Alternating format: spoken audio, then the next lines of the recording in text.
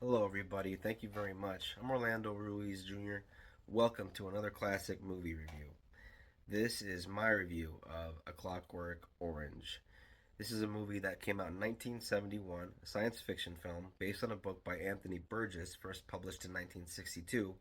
And the film was directed by the great Stanley Kubrick, who should be on the Mount Rushmore of directors if there ever was a Mount Rushmore of directors. I include Alfred Hitchcock, Spielberg, Billy Wilder up on that list. And this is one of those movies that you either kind of avoid it if you're into movies because maybe it's just not your cup of tea, or you might want to seek it out if you're into sort of a unconventional kind of film. Because if anything made Stanley Kubrick stand out, it was he wasn't a typical filmmaker, and that's probably what made his movies so damn great. I think it's pretty safe to say that this movie is not for everyone, and everybody has different tastes.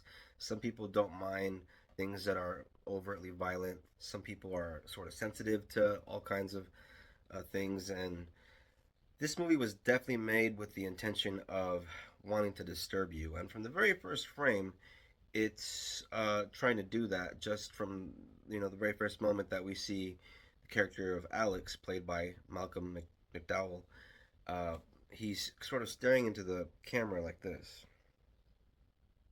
and the camera, the very first shot of the movie, it's a close up of that, and it slowly zooms out till you see the rest of the room and his friends sitting in this milk bar, as he calls it.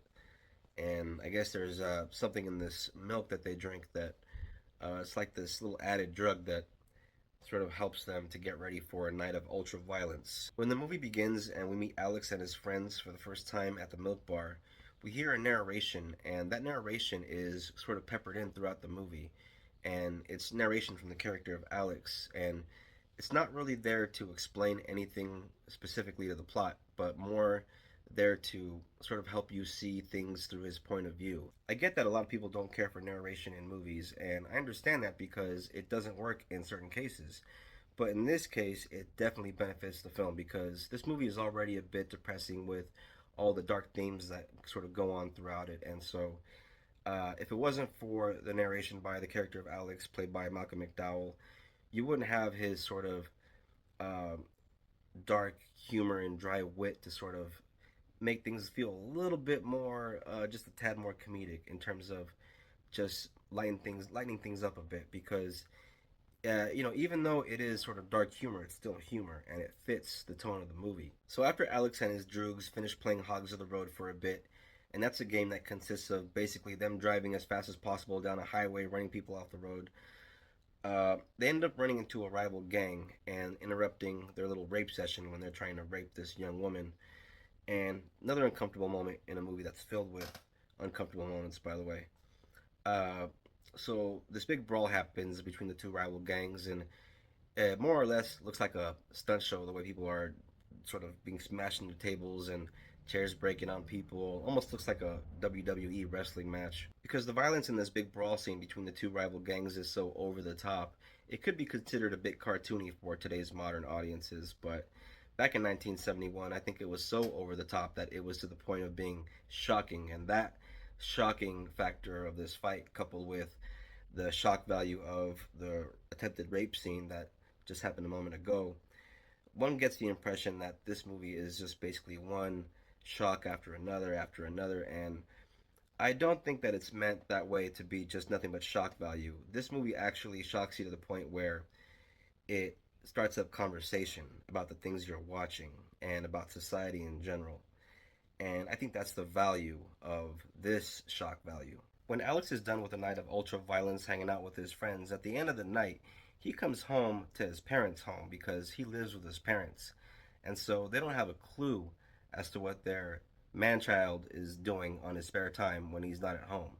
And this guy is a full grown man. He's a young man, but you get a sense that they are taking care of this guy well after he could have gotten his own place somewhere. And so you get a sense that he just has this dependency on his parents and just this lazy kind of layabout that does whatever he wants because he's a spoiled brat, which is why he acts the way he acts. Having no real responsibility or consideration for his parents, Alex continues his life of ultraviolence until finally it catches up to him with drastic consequences. And that's really what this movie is about.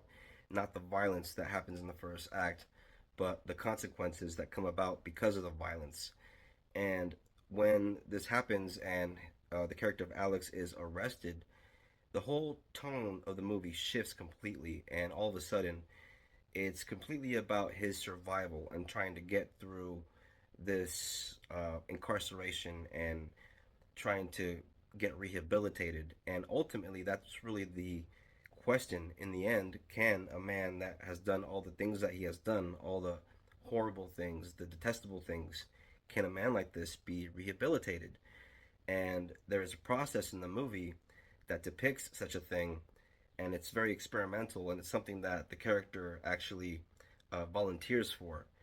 And it's one of the most disturbing moments in any film. If you haven't seen this movie and you are considering checking it out, I would be doing you a disservice if I was to go into anything else as far as the third act of the film. But everything that I gave you as far as the setup, the overall basic plot of the film, that is all you need. You really need to go into this as cold as possible because this is one of those movies that is more than a movie. It's an experience.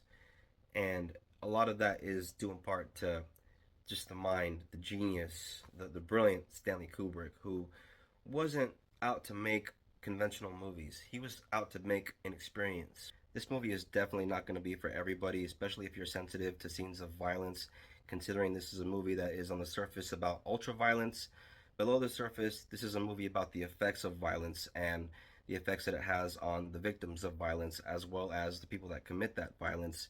And this is basically one man's journey. It's kind of a odyssey of self-discovery. Because this movie takes place in a not too far away dystopian future, this movie is a cautionary tale. And it is something that to this day people are having discussions about and debates about. And that is one of the best things about film, and only the best movies in cinema do that to this day. And that is why this is one of the greatest films of all time. This is a four-star masterpiece. This is a movie that you can find on streaming. I have come across this film on HBO Max in the past, I think in the Turner Classic Movie section, but you can find hard copies if you want to. They're out there. Here is my copy of the Blu-ray. That is creepy looking Malcom McDowell there in the cover as Alex. And that is, yes, The Clockwork Orange, 1971. That's going to do it for this classic movie review. Thank you all very much for watching this, checking this out. I appreciate it. And I will be uploading another classic movie review as soon as I can, very soon. And yeah, hit that bell, like, subscribe, share, comment, all that stuff. And look out for the next classic movie review. Appreciate you guys. Take care.